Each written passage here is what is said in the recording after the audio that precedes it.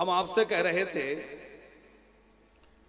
कि व्रतों का फल, व्रतों का उद्देश्य क्या होना चाहिए। खूब व्रत किए जाएं,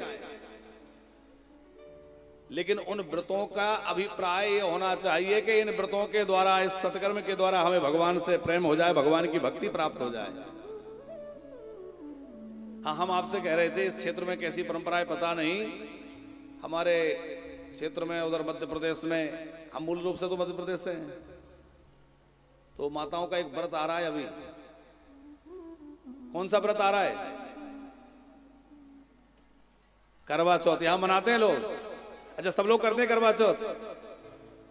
लगभग सभी जगह पूरे भारतवर्ष में खूब उत्साह से माताएं करती हैं और बड़ा श्रद्धा से करती हैं और बड़ी निष्ठापूर्वक।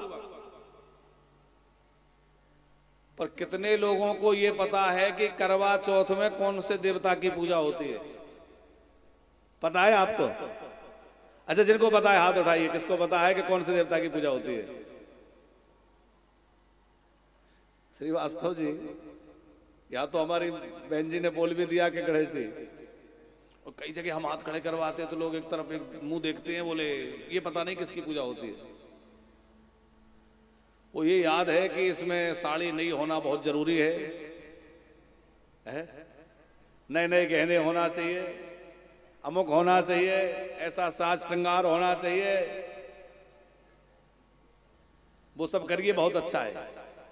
हमारी माताएं हमारे भारतीय सभ्यता में जब वो अपना देवी का रूप धारण करती है, सुंदर श्रृंगार धारण करती है, साक्षात भगवती का स्वरूप लगती है, देवी का स्वरूप लगती है। श्रृंगार करिए, पर उस साज श्रृंगार में यह मत भूल जाइए कि हमें पूजा किसकी करनी है, कितनी करनी है, और उस पूजा का फल क्या मांगना है, क्या उद्देश्य है।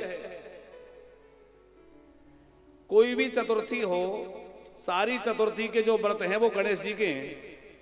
चाहे संकटा चतुर्थी हो, चाहे वरद चतुर्थी हो, चाहे ये करवा चौथ की चतुर्थी हो, सारी चतुर्थी किसकी है? गणेश जी की।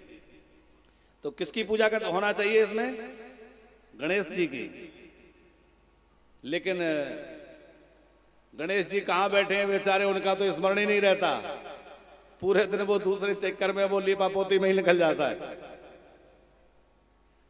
और इतनी निष्ठा से माताएं व्रत करती हैं। हम माताओं का ये नहीं कर रहे कि माताएं बेचारी निर्जल व्रत करती हैं। हम तो 4 घंटा भूखा रह जाए तो चक्कर आ जाए, और निर्जल व्रत करती हैं, इतना परिश्रम करती हैं। लेकिन इतने परिश्रम के बाद जो प्राप्त करना था वो यदि चूक गया तो हमारा वो परिश्रम बेकार जाएगा ना। इसलिए हम आपसे प्रार्थना कर रहे हैं कि व्रत तो करती ही हो, जरा भगवान गणेश जी की उपासना किया करो तो व्रत आपका सफल हो जाए और गणेश जी खूब कृपा करें। प्रधान रूप से उसमें गणेश जी की पूजा होना चाहिए। चंद्रमा का अर्घ हर चतुर्थी में देने का विधान है, तो चतुर्थी में चंद्र का अर्घ दिया जाता है। फिर अपने पति देवता की लंबी आयु और परिवार का अभ्युदय हो, सब सुखी रहें, वो भगवान से प्रार्थना की जाती है। तो गणेश जी का पूजन चतुर्थी में होता है। गणेश जी का पूजन हमारे गोस्वामी तुलसीदास जी ने रामचरितमानस के शुरुआत में गणेश जी की वंदना की। तो किसी ने पूछा कि आप गणेश जी की वंदना करके क्या चाहते हैं? अरे बोले यही चाहते हैं हमारा रामचरितमानस जो है निर्विघ्न संपन्न हो जाए। बोले वो तो हो ही जाएगा, क्योंकि सब विघ्नों के हरण करने वाले तो भगवान हैं।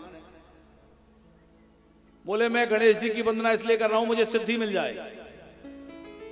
क्या सिद्धि चाहते हो? अरे सिद्धि से मन नहीं हटा क्या? बोले एक सिद्धि चाहता हूं। क्या? कि मांगत तुलसी दास कर जोरे, मांगत तुलसी दास कर जोरे, मांगत तुलसी दास कर जोरे। क्या मांग रहे?